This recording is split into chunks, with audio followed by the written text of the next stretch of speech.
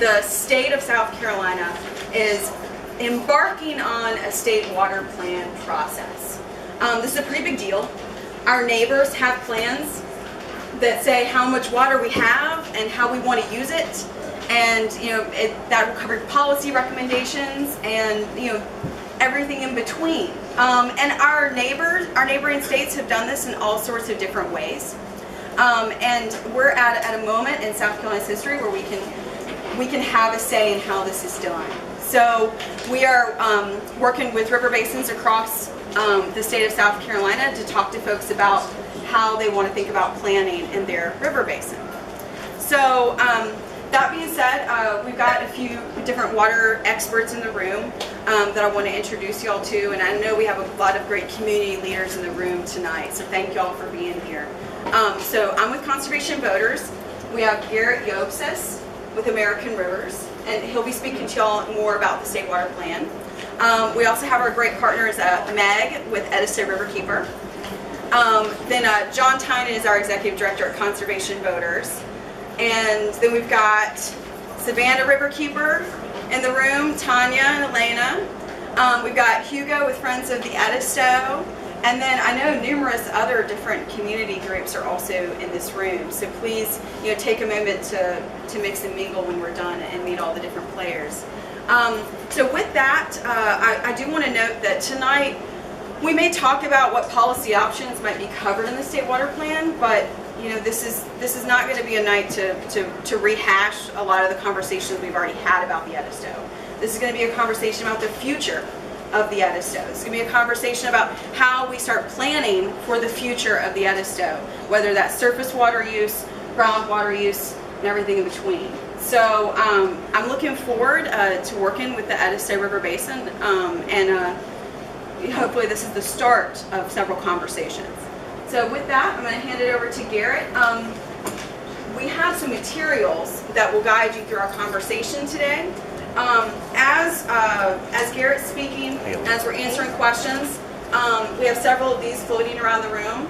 This is an opportunity for you to make sure we have your contact information and say if you're interested in potentially serving on the Edisto River Basin Advisory Council, which we'll tell you a little bit more about, and what interests you may have in your river basin advocacy or policies.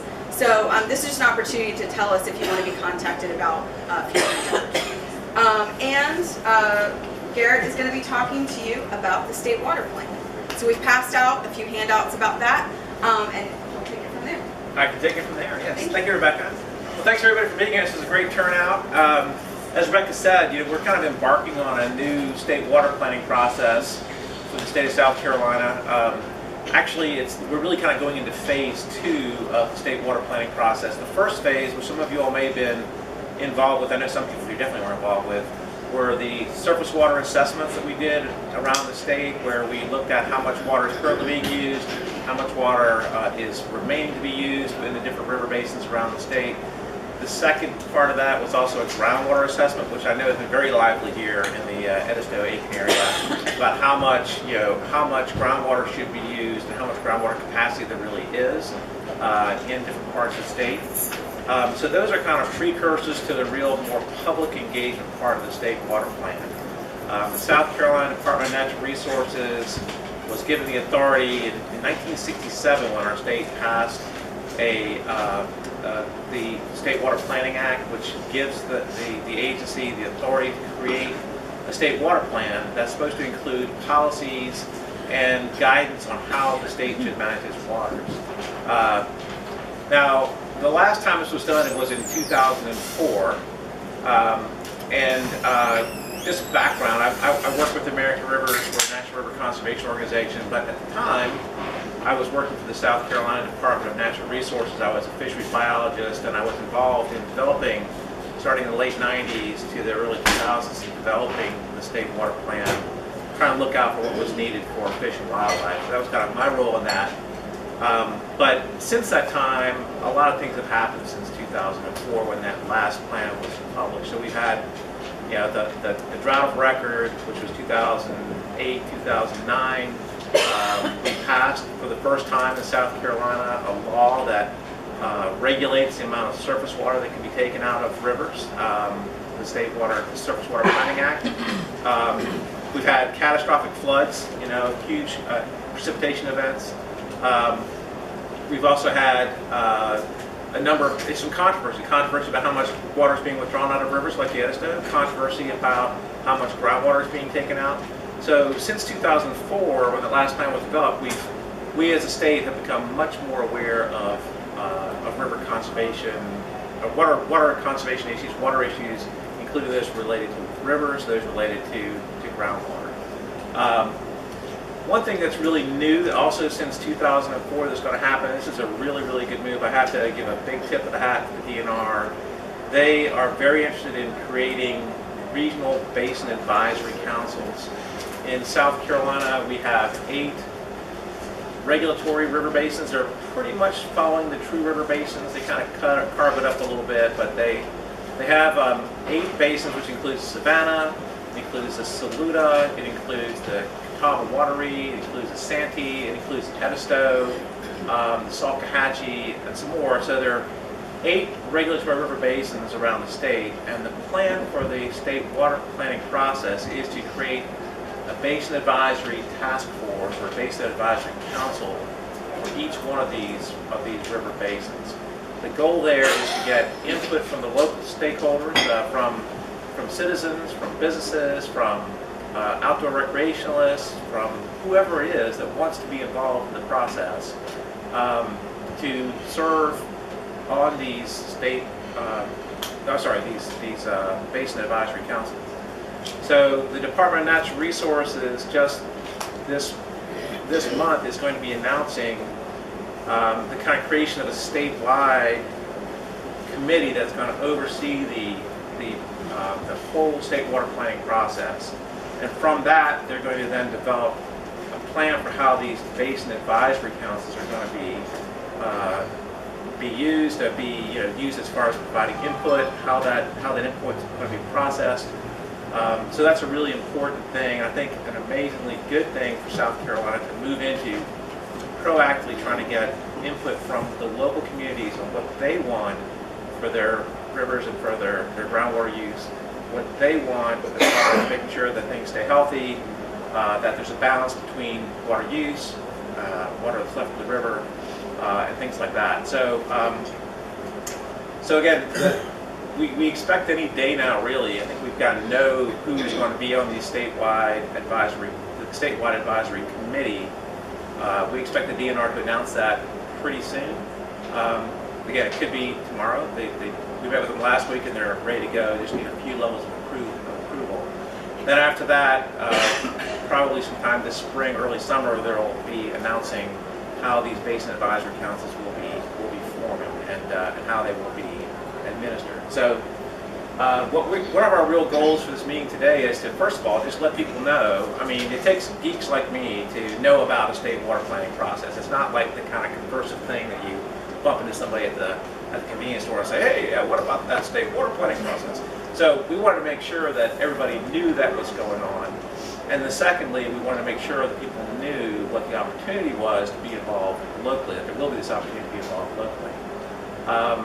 And then I think, yeah, go ahead, take the question. Yeah, tell me if you know, I'm kind of mentally hung up on DNR having responsibility for this, and their enthusiasm or lack of enthusiasm or whatever for driving this. Can you tell me how Georgia and North Carolina, who administers their water plans, since they seem to be a little farther along?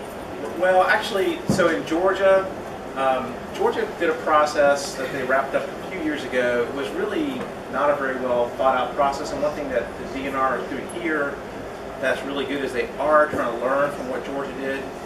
Georgia threw a whole lot of money at a politically driven process that didn't really get very far. I mean, it made up some recommendations, but also some more kind of bad recommendations. So basically in Georgia, the first thing the governor did was appointed kind of these regional advisory councils without even having a process for what they were going to get engaged with. So they did a plan, and they wrapped it up a few years ago. It does have some good things in there. It also has some questionable things in there.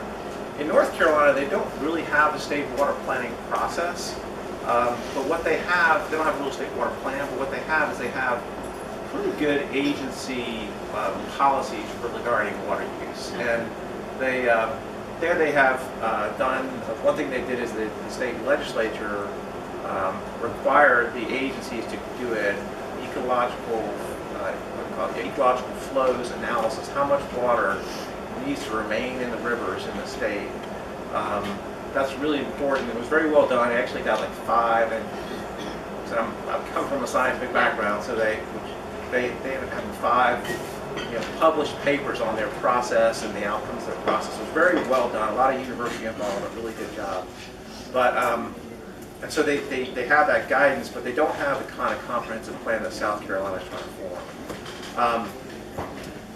I have pretty good confidence that this is going to be a good process for South Carolina.